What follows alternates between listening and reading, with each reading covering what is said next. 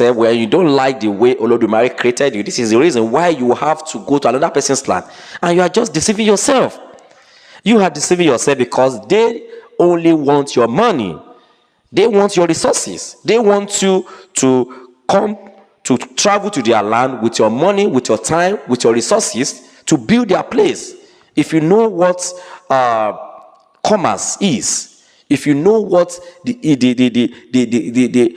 way they are building their own country with your resources, they are using religion to build their own country, and they are using you.